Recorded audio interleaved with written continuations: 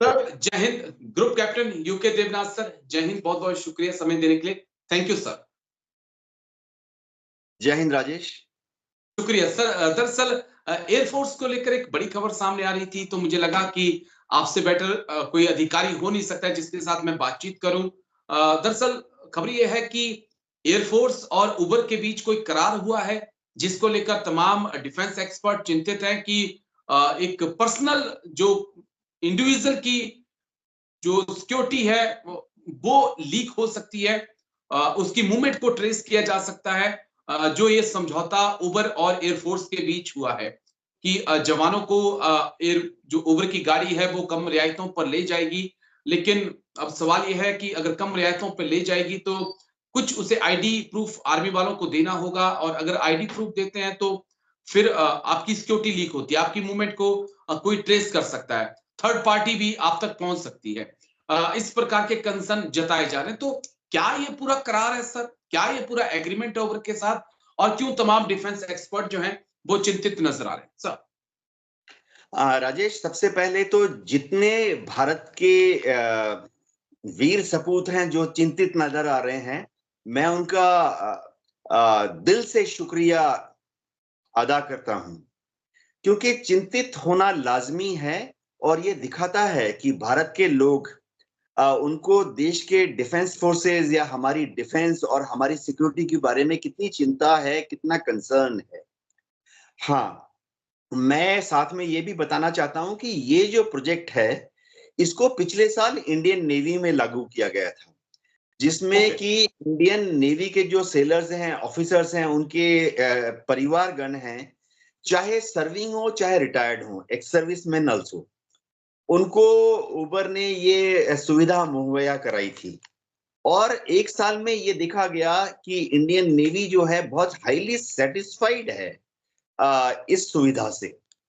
उसी से सीखते हुए अब इस सर्विस को एयरफोर्स ने भी एयरफोर्स में एक्सटेंड कर दिया है, लागू कर दिया है। इस सुविधा के तहत एयरफोर्स के जितने सर्विंग हैं अफसर, जवान, उनकी फैमिलीज और एयरफोर्स के जो एक्स सर्विसमैन हैं, वो भी इन कैंप फैसिलिटीज को कुछ कुछ सुविधाओं के साथ उपयोग में ला पाएंगे। क्या इससे एक सिक्योरिटी ब्रीच होगी? ये बहुत बड़ा कंसर्न है, और जाहिर बात है कि ये बहुत ही जेन्युइन कंसर्न है।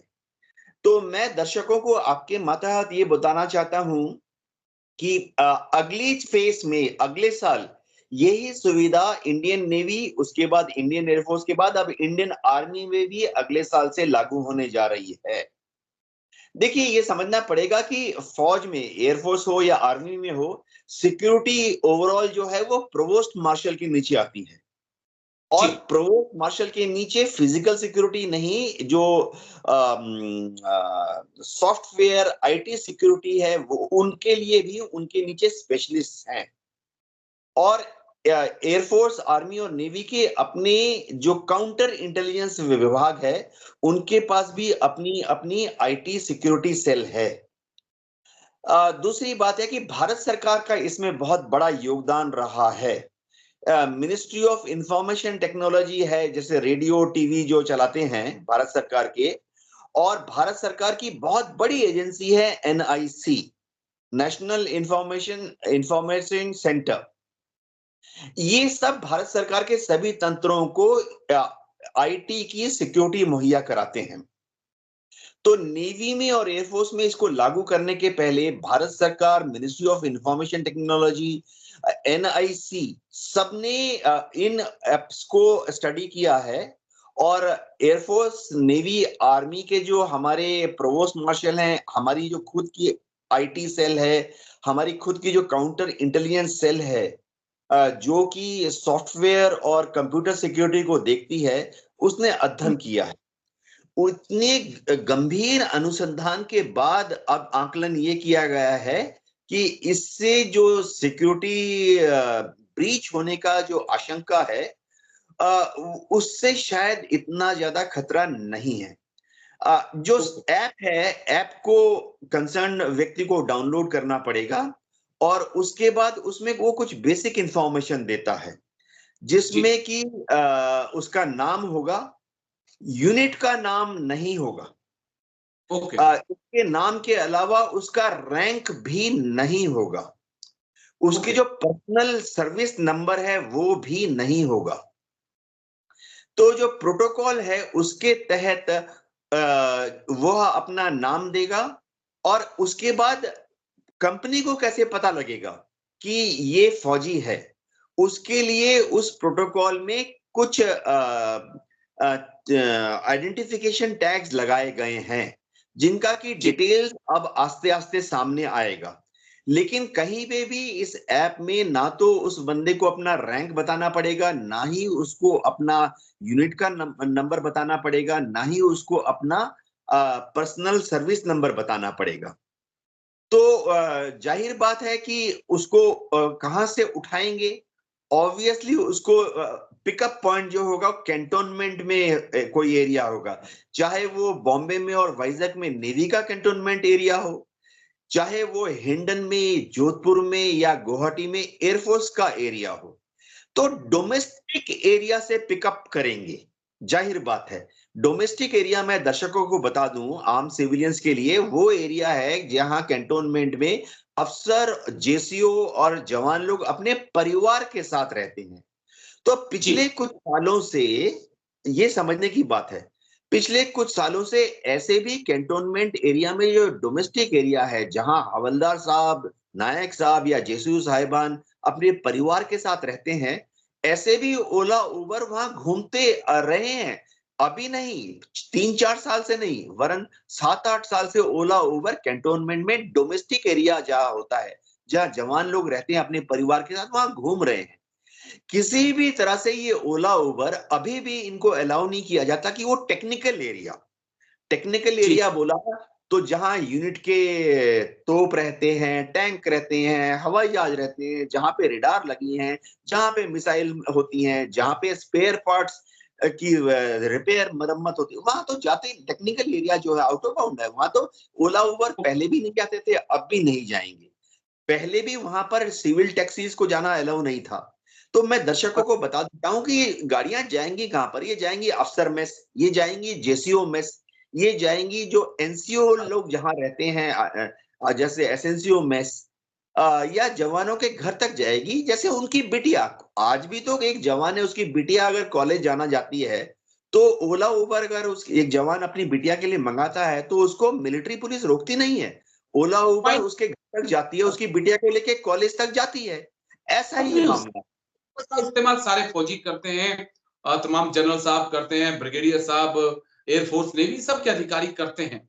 लेकिन जब आप रियायत किसी कंपनी से लेंगे, मैं एग्जांपल आपके सामने रख रहा हूं, जैसे हम रेलवे से रियायत लेते हैं अपनी मूवमेंट के लिए, हम सीवी देते हैं, हम तो कंसेशनल वोचर से देते हैं, फ्री वारंट देते हैं, तो उसके अंदर हमारा पूरा नॉमिनक्लेचर होता है, यूनिट होती है, हमें कहां से कहां तक सफर करना है, क्या हमारा आर्मी नंबर्स है, तो वो हम रेलवे को देते हैं। उसके बाद रेलवे हमारे हमें 50% पर एक जगह से दूसरी जगह ले जाता है। ये तो फैक्ट है सर, इसको नहीं नकारा जा सकता, क्योंकि कुछ तो प्रूफ चाहिए कंपनी को कि भाई, रेलवे को भी प्रूफ चाहिए कि हम आर्मी का ये लेके गए हैं, तो गवर्नमेंट ऑफ इंडिया आधा पे उसको देगी।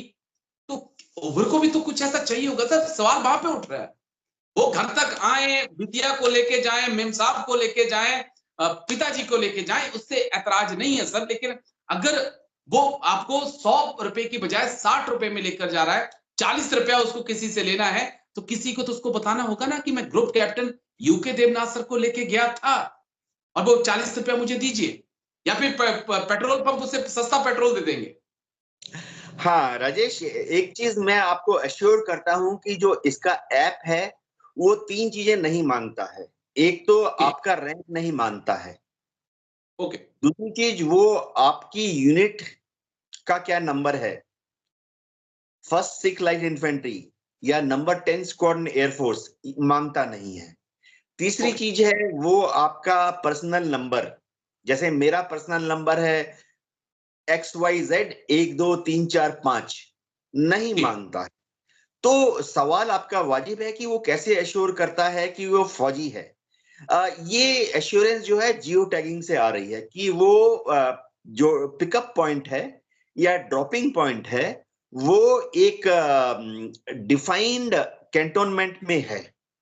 जियो टैगिंग है। देखिए, अगर आप आज भी अगर गूगल मैप देखें, तो उसमें अगर आप टाइप करेंगे दिल्ली कैंट, वो आपको दिल्ली कैंटोनमेंट दिखाता है। अगर आप आज भी उसमें टाइप करेंगे उमरोए कैंट या मेरठ कैंटोनमेंट, वो आपको मेरठ कैंटोनमेंट दिखाता है। ये सीक्रेट चीज नहीं है। आज भी अगर आप गूगल में टाइप करेंगे एयरफोर्स स्टेशन जोधपुर या एयरफोर्स स्टेशन नलिया, वो आपको एयरफोर्स स्टेशन नलिया गूगल में दिखाता है, बाउंड्री भी दिखाता है।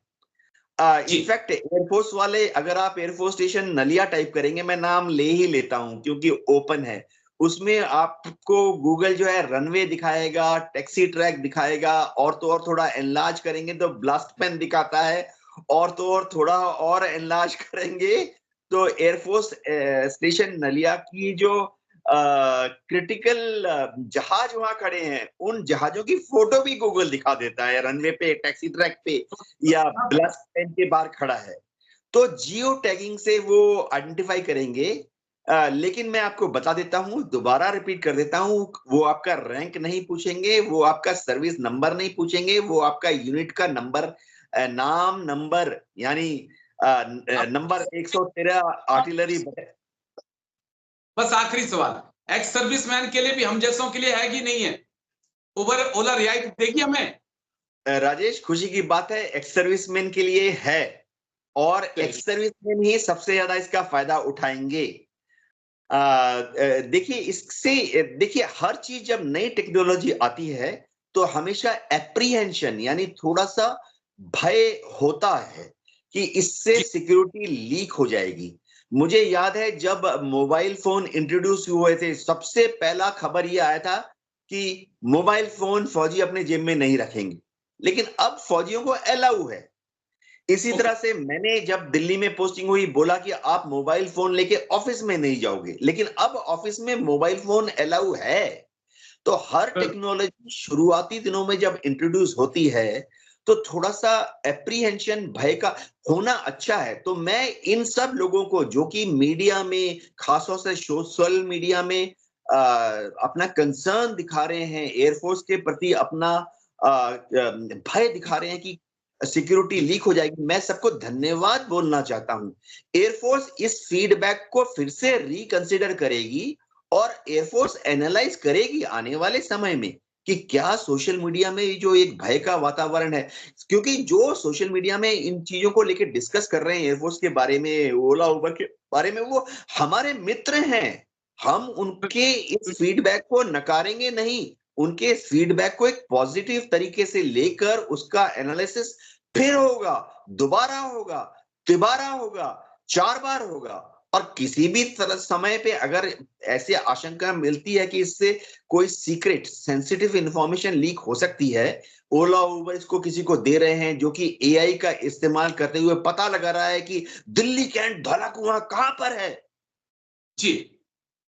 नो, किसी को पता लग जाएगा कि हैदराबाद में जो गोलकोंडा के पास आर्टिलरी रेजिमेंट है वो कहां पर है, तो हम रिकंसिडर करेंगे। वैसे आप टाइप कीजिए हैदराबाद गोलकोंडा आर्टिलरी रेजिमेंट, आपको दिखा देगा गूगल। इंफॉर्मेशन है किसी पर्सनल की, मेरा कंसर्न ये था कि किसी पर्सनल की मूवमेंट को ट्रेस किया जा सकता है। जैसे आईसी नंबर देवनाथ सर का जो है वो नंबर है, आईसी देव ग्रुप कैप्टन यूके देवनाथ कहाँ मूवमेंट कर रहे हैं, उसे ट्रेस करना पॉसिबल होगा अगर बेसिक इंफॉर्मेशन जो हम रेलवे को देते हैं, अगर कुछ वैसा उबर की ऐप में हमें देना पड़ा तो शायद चिंता के कंसर्न हो गए। लेकिन जैसा आपने कहा कि थोड़ा इंतजार करते हैं, 2-3 महीने का इंतजार करते हैं, नई-नई टेक्नोलॉजी है, देखते हैं क्या कुछ वो हमसे माँगता है, जब एक्स सर्विसमैन से माँगेगा, फिर अंदाज़ा लगाएँगे कि क्या सिक्योरिटी ब्रीच हो रही है कि नहीं हो रही है। लेकिन शुक्रिया आपका, आपका बहुत-बहुत शुक्रिया देवनाथ सर, आप आए और इतनी बारीकी से आपने बातें रखी।